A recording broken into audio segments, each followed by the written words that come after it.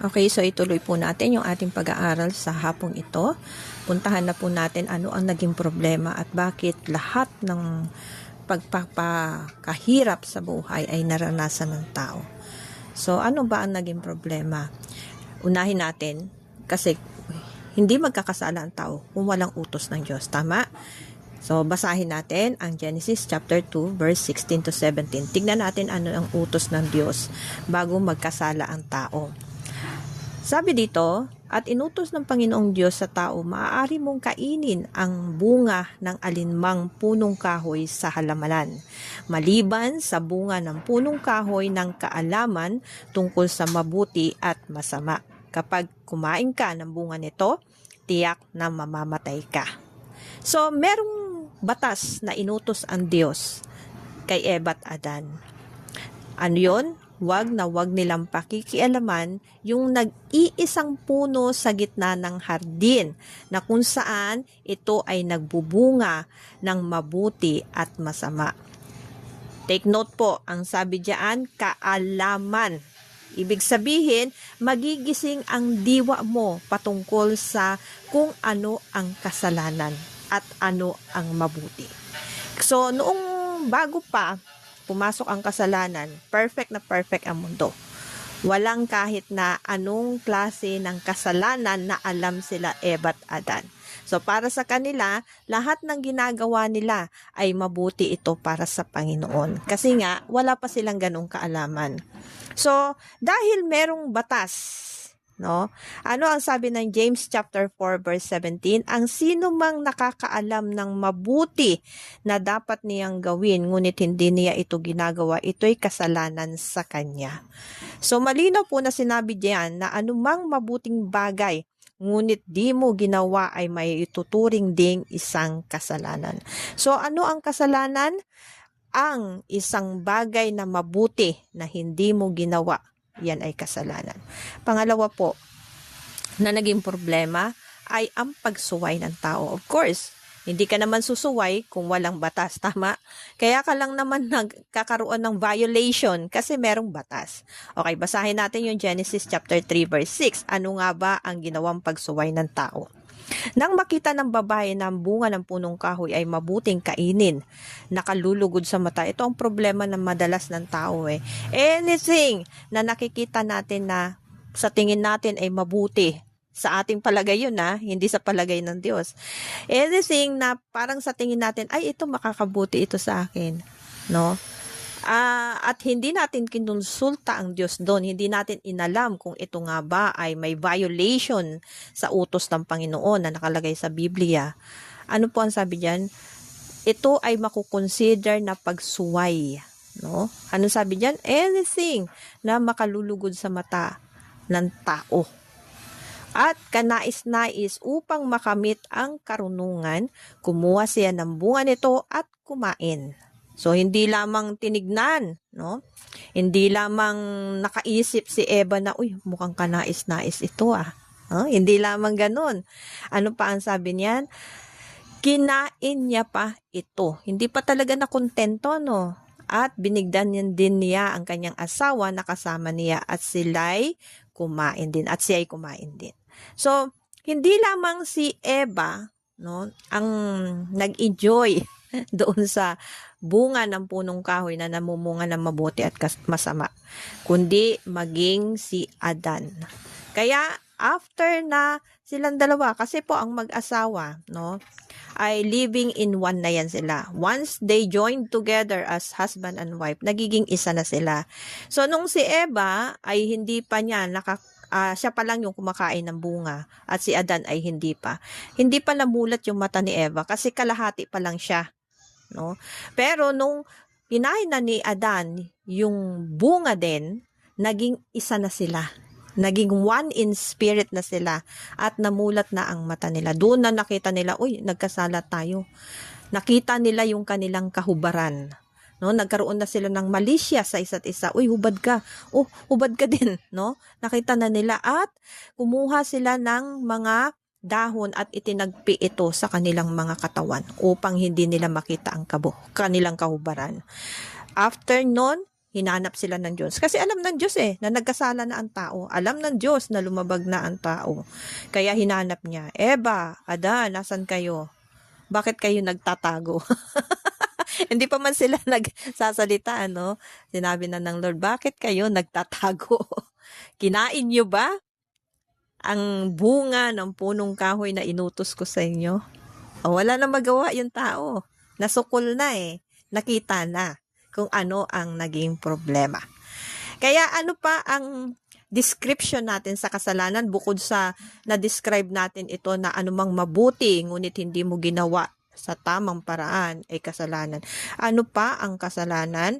Basahin natin ang 1 John chapter 3 verse 4. Ang bawat nagkakasala ay lumalabag sa kautusan ng Diyos sapagkat ang kasalanan ay paglabag sa kautusan. So kanina ay yung paggawa ng tama ngunit hindi mo ginawa kasalanan. This time naman, ano pa ang isang uri ng kasalanan? Yung kasalanan talaga pero ginawa mo pa rin, no?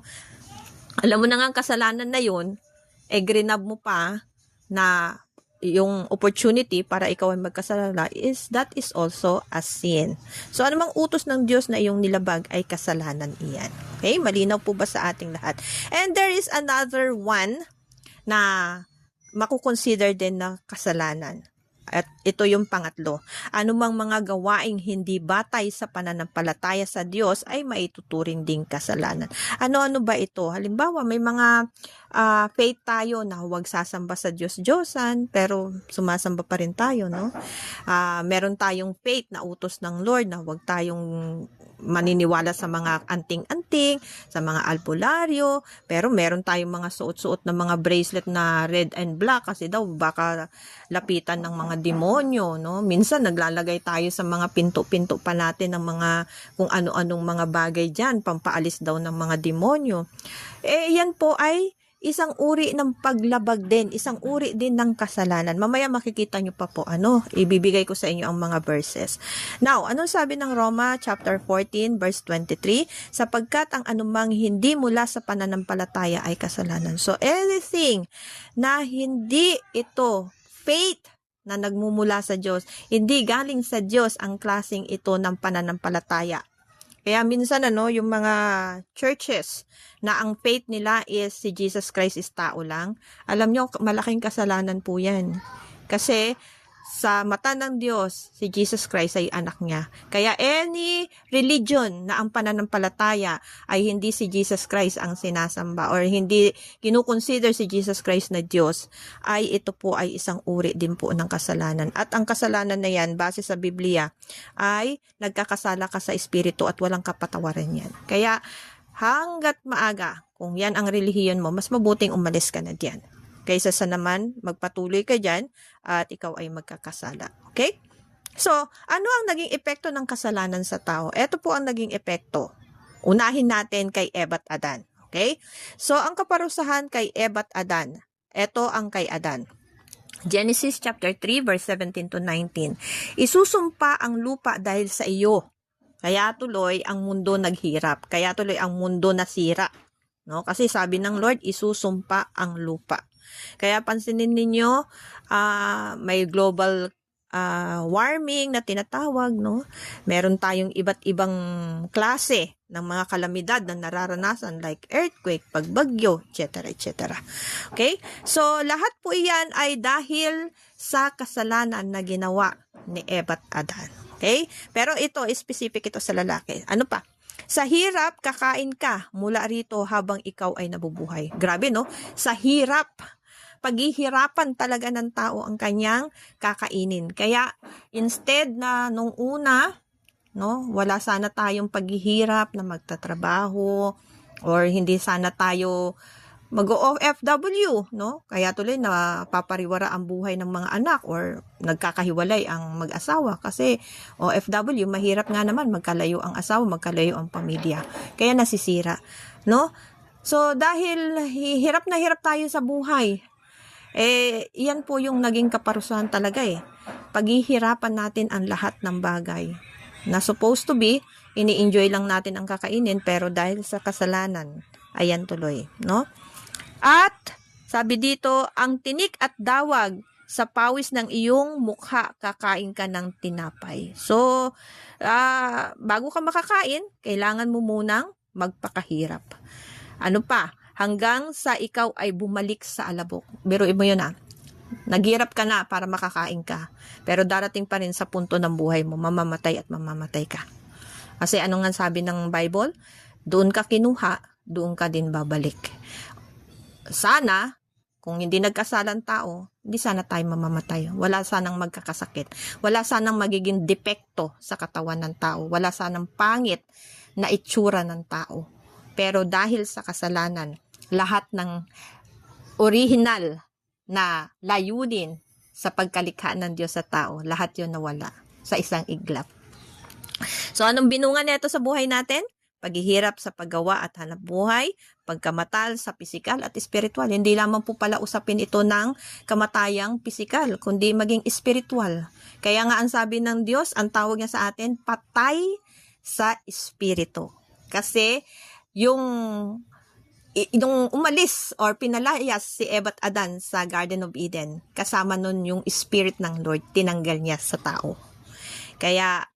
Kasi nga, dahil may kasalanan na sa katawan, hindi naman pwedeng dalawa, no? Yung nasa loob ng katawan ng tao, yung espiritu ng mabuti at espiritu ng masama. Hindi pwedeng ganun. Kailangan isa lang ang namumuhay sa katawan ng tao.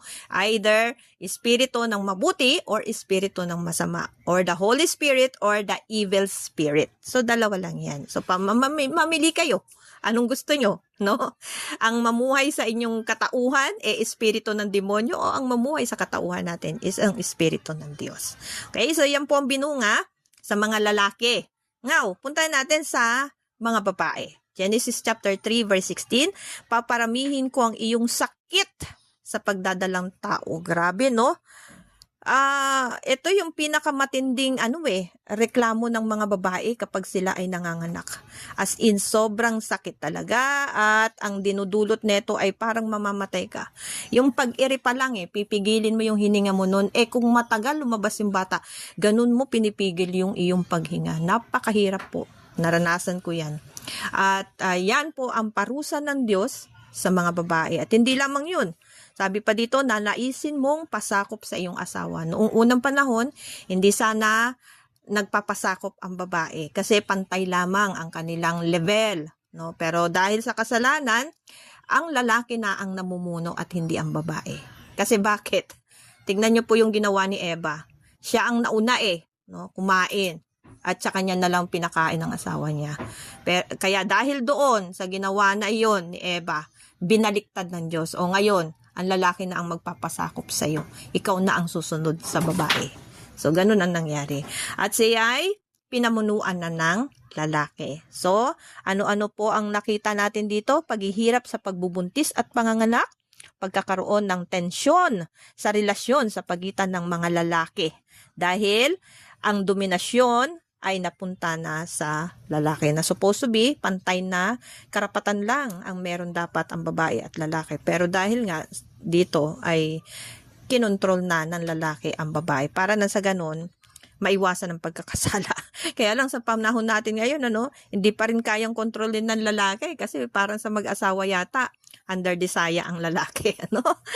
Okay, so ngayon tingnan naman natin ano ang naging epekto neto sa buong sangkatauhan. Okay? So, ito ang naging epekto nito. Pagkahiwalay sa Diyos ng buong sangkatauhan. Genesis chapter 3 verse 23 to 24. Pinalayas sila ng Panginoon mula sa halamanan ng Eden. Tinaboy niya ang tao. So, nakita niyo po yun. Noong una, nung wala pang kasalanan, kayang lapitan ng tao ang Diyos ng harap-harapan. Kayang kausapin ng Diyos. No? Pero dahil sa kasalanan, ang hirap-hirap ng abutin ng Diyos. Yung bang kahit na ang dami mo ng prayer sa buhay, pero parang sa tingin mo pa rin hindi ka pinakikinggan ng Diyos. Parang ang layo pa rin ng Diyos sa'yo. No? Parang minsan nararamdaman natin yun na parang walang Diyos. Parang walang nakikinig na Diyos sa atin. Kasi nga, dahil ito sa kasalanan na ginawa ng tao. Kaya ano ang bunga nito? Ang pinakamalaking kaparusahan ay punta sa buong sangkatauhan. Magmula nung pinalaya sila Eva at Adan, lahat ng mga naging siblings nila, ay naging sidling nila, or mga tao na kanilang naging anak, lahat po yun ay namana na nila ang kasalanan ng tao. At lahat sila nagmana ng pagkahiwalay sa Diyos. Kaya, kung tutusin, mga kapatid, sa panahon natin ngayon, ang hirap-hirap na talaga na ma-experience si God. Especially, kung wala ka pang pananampalataya sa Lord, mas lalo na mahirap na makalapit sa ating Panginoon. Now, ano-ano pa ang mga idinulot neto? Romans chapter 6 verse 23, sapagkat ang kabayaran ng kasalanan ay kamatayan. Ito po ay nagresulta sa isang spiritual na kamatayan. So, lahat ng tao, spiritually dead. Wala na sa kanila ang spirit ng Lord. Maliban na lang, sa next lesson, malalaman nyo kung ano yan. Okay? Hindi ko muna itatopic ngayon. Siyempre. Now, Isaiah 59 verse 2, ngunit ang inyong kasamaan ang naglayo sa inyo sa Diyos. Ang inyong mga kasalanan ang dahilan kung bakit siya ay hindi nakikinig sa inyo. Kaya yun po yung sabi ko sa inyo, yung minsan nakakaramdam tayo, may Diyos ba? Minsan kaya tuloy ang mga atheist, no? Walang pagkilala sa Diyos, pakiramdam nila talaga walang Diyos. Pero hindi nila pwedeng sabihin walang Diyos kasi out of nothing, nagkaroon ng something. Diba? Nagkaroon ng mundo. Saan ba nagmula yan? No? Imposible naman bigla na lang sumulpot yan dyan. Hindi. Ang Diyos ang may likha niyan. Kaya hindi pwedeng sabihin ng tao na wala, or ng mga atheists na walang Diyos. Meron at merong Diyos, hindi lang nila maramdaman kasi hindi pa buo ang relasyon. Next week, pag-aaralan natin yan, paano bubuuin muli or paano tayo makaka-access ulit sa ating Panginoon. Okay? So, John chapter 8, verse 34, ito pa ang isa, no? Sumagot si Jesus, tandaan ninyo, ang bawat gumagawa ng kasalanan ay alipin ng kasalanan. So, ano pa ang nagiging epekto nito bukod sa nagresulta ito sa spiritual na kamatayan or spiritual death and physical death as well? Ano pa? Pagkahiwalay sa Diyos or nawala ang relasyon natin sa Panginoon. At ang pangatlo po, naging alipin tayo ng kasalanan at ng demonyo. Dahil sa kasalanan, kaya hanggang ngayon, alipin tayo ng kasalanan. Gusto mo bang makawala dyan? So next week, samahan mo ako sa panibagong pag-aaral kung paano makakawala sa bondage ng kasalanan na iyong paulit-ulit na ginawa. Kasi ang paulit-ulit na gawa na ginagawang kasalanan is yan ay bondage. Yan po ay hindi galing sa Diyos. Yan ay galing sa demonyo na umaalipin sa atin.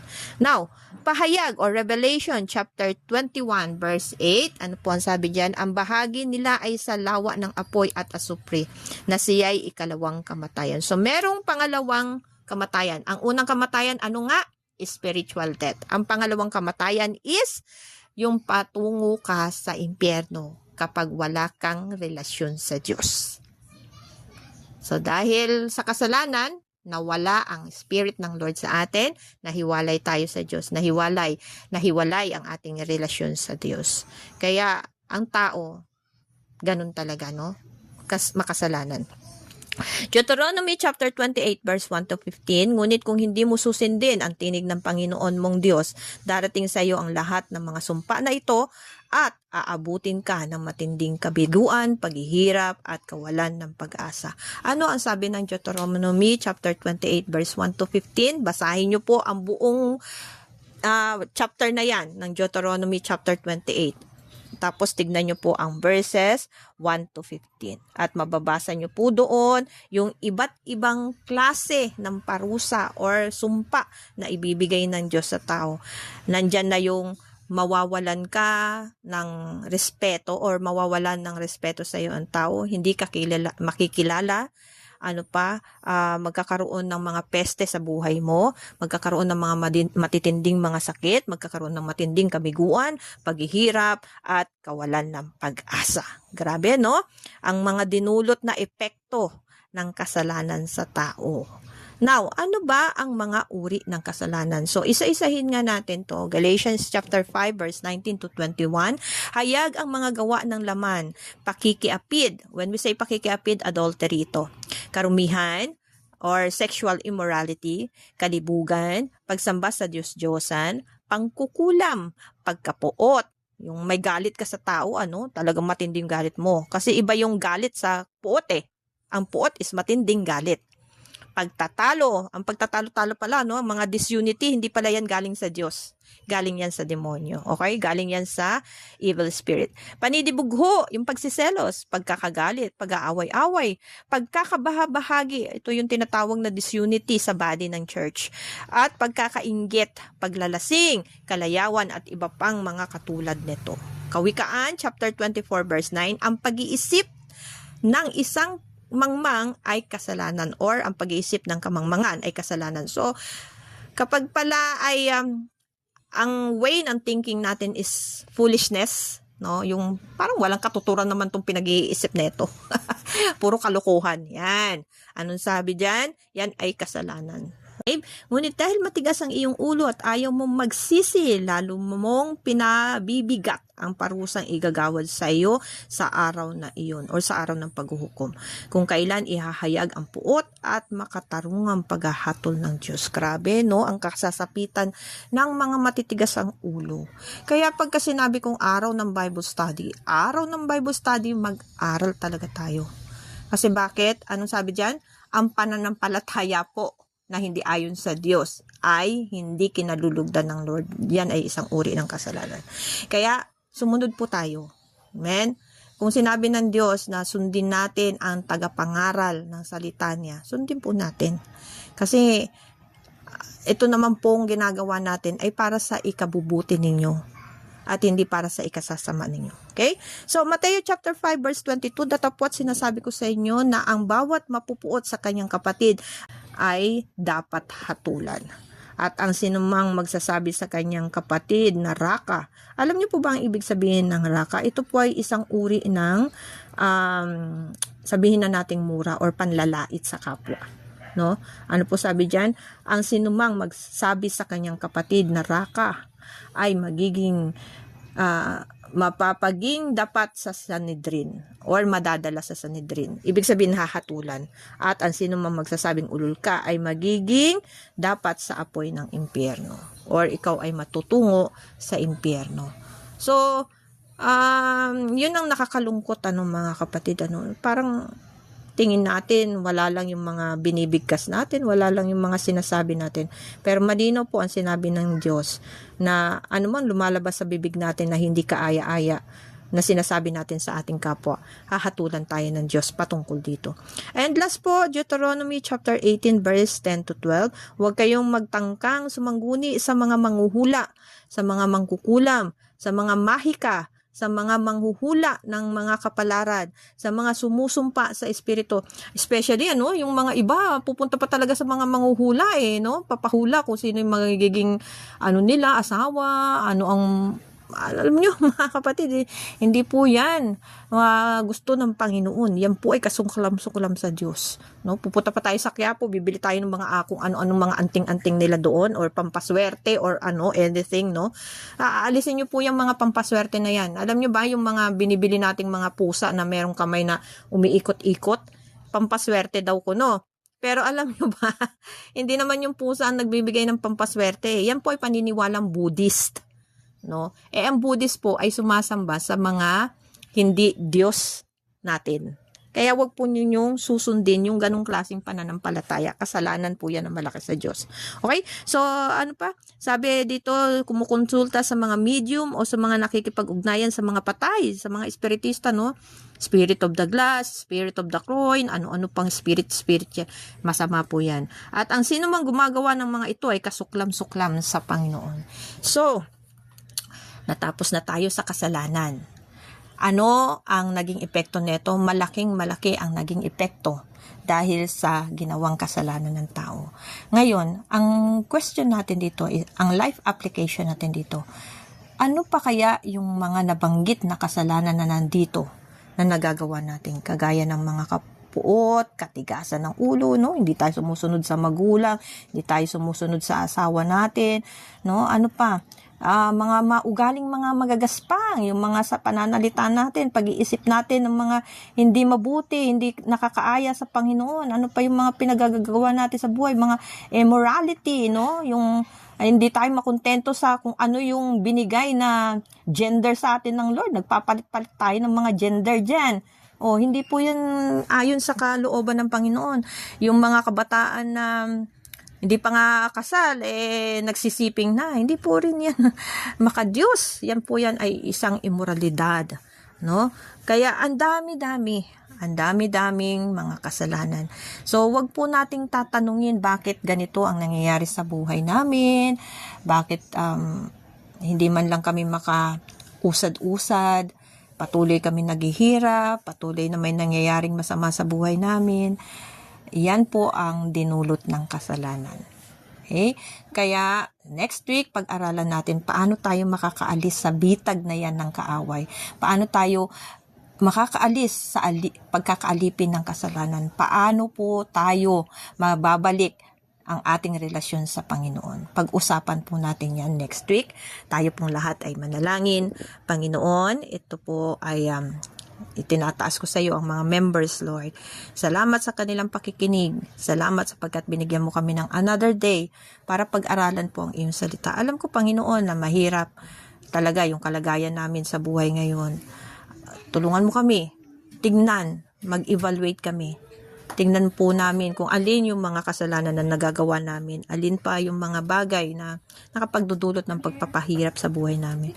Tulungan mo kami, Panginoon. Ikaw nga pong kumilos sa amin. Salamat na marami sa lahat ng kabutihan mo at sa lahat ng pagpapala mo, maging sa mga salita na ginamit mo sa araw na ito. Ito po ang aming dalangin na nagbibigay ng papurit parangal sa iyo sa pangalan ni Jesus. Amen. God bless us all po and good night sa lahat.